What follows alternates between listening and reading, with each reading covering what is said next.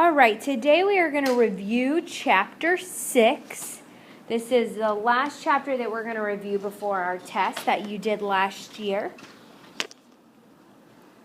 Okay, so the first example here, they want us to solve the inequality. So basically they want me to find what the variable is equal to, but this is not an equation, so I know it's not going to be what the variable is equal to. This is an inequality, which means I have a greater than or less than sign in the problem. So I find out that the variable is less than this or greater than this, okay? And we solve it exactly like we would solve a regular problem. If you look at this and go, oh, well, I don't know what to do with that, remember, it's just like an equal sign. We use it just the same, okay? So if I were to say I want to get A by itself, because I want to find what A is equal to, what would I need to do? Subtract 2. Very good. Cancels out. I subtract 2 on this side. I just keep my sign, which is A is less than 7 minus 2, which is 5. And this is my answer. So I know I can plug in any number for A that's less than 5, and it will always be a solution. Okay? So let's do the next one. I've got more than one step. So what should I do first, Danielle? Subtract 2. Very good. So I subtract 2, that cancels out. Negative 4x is greater than or equal to 12. Now this is where something is different than an equation.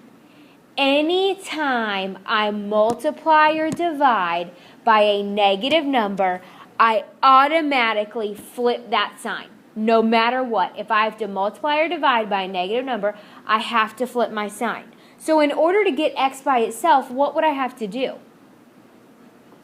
I need to divide by negative 4, which means flip my sign. So I divide by negative 4 and I get x is less than or equal to, because see what I did here is I just flipped the sign.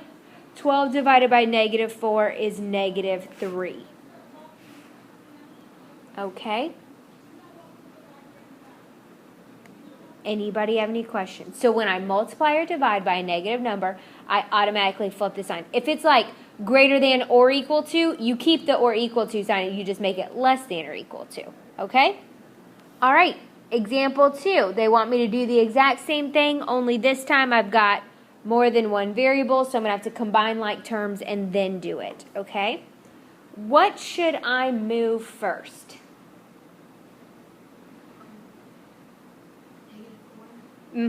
I can add 4 to both sides, so I combine with its like terms and I get negative x is greater than 3x minus 8 now, because negative 12 plus 4 is 8. Then what do I need to move? Who knows? The positive 3x, and how would I move it? No, just subtract, because remember you said positive, so I just subtract 3x. And remember, that's a 1 right there in front of that 1x right there. So negative 1 plus negative 3 is negative 4x. Now, would I change my sign when I subtracted 3x? No, because it's just subtraction. When I multiply or divide by a negative number, that's when I flip it. Okay? What would I do now, Dominic? I need to divide by negative 4. And then what has to happen when I divide by negative 4? Flip the sign. So I go from a greater than to a less than. And negative 8 divided by negative 4 is 2.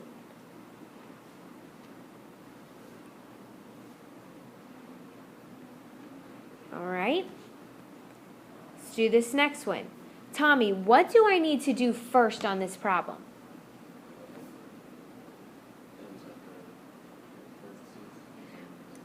Can I add what's inside my parentheses? Because are they like terms?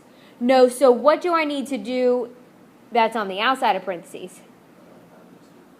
I need to distribute that negative 2 to everything, which means multiplication. So I have negative 10 is less than or equal to negative 2 times 2x is negative 4x. Negative 2 times negative 9 is positive 18. Now I can combine like terms and solve.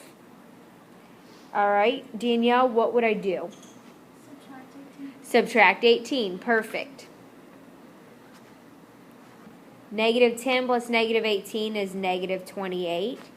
Is less than or equal to negative 4x. What happens now?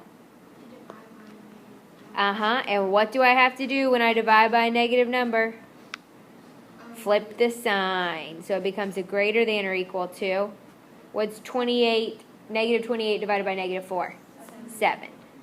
Okay, and if you wanted to rewrite that so that the x is on the left-hand side, if you do that, remember, flip it and flip the sign. So it should go like this, because look, the pointed side is facing the x, so the pointed side has to stay facing the x if you flip it around, okay? But you don't have to. You can leave it just like this. That would be fine. Either answer is fine, okay? Okay, last example. Solve the inequality. Now, what they've given me is they've given me compound inequalities. Those are and, or inequalities, okay? And inequalities means that it is connected in the middle. I have something in the middle and they're connected by inequality signs. Or inequality means I just have two problems and they are connected by an or. Basically, it's just still two separate problems. So in order to solve this first one, I've got to look. And look at where x is. It's right here in the middle. Your variable has to stay in the middle. You never want to move your variable to the outside. It has to stay in the middle. So therefore, I need to move everything else that's in the middle with it because it needs to be by itself in the middle. So what should I move first?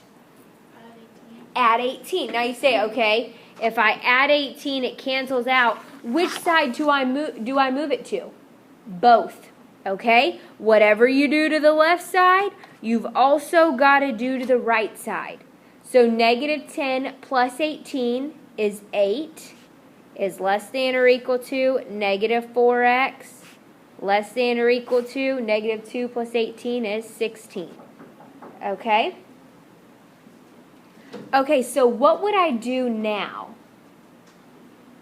I got to get x by itself. So what do I need to move? The negative 4, and how would I move it? Divide. Uh-oh, what happens when I divide by a negative number? Flip the signs. And look, I've divided on both sides. You have to. So I write 8 divided by negative 4 is negative 2. Flip my sign. Becomes greater than or equal to. I'm left with that x in the middle. Flip my sign again. 16 divided by negative 4 is negative 4. And this is my final answer. You see where that x stayed? Right in the middle. That's exactly where I want it to stay. Okay? Does that make sense to everybody? Anybody have any questions over that? Okay. Moving on. Now the or inequalities, I would solve the exact same way as a regular. It just has 2. So when we would graph it on the number line, which I chose not to go over graphing because we'll do some of that this year. So when you would graph it, you'd graph these on the same number line, but we're not even going to graph. We're just solving. So when I solve these problems, I solve them just like a regular problem. So Tommy, what should I do first on this problem?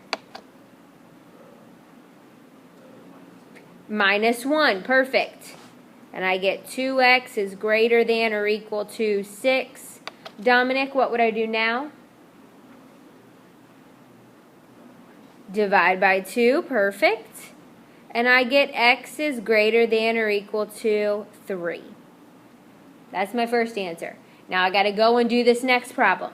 What would I do first, Danielle? Add 4.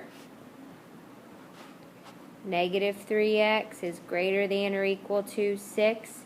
Devin, what would I do now? Divide by -3. Divide by -3. And what has to happen? You Switch the sign. Perfect. 6 divided by -3 is -2. And these are my 2 answers. Okay? Like I said, whenever you would graph them, you'd graph them on the same number line. But since we're not graphing them, these are just your 2 answers. Okay? And you can join them by an or. All right, so that is the review for Chapter 6.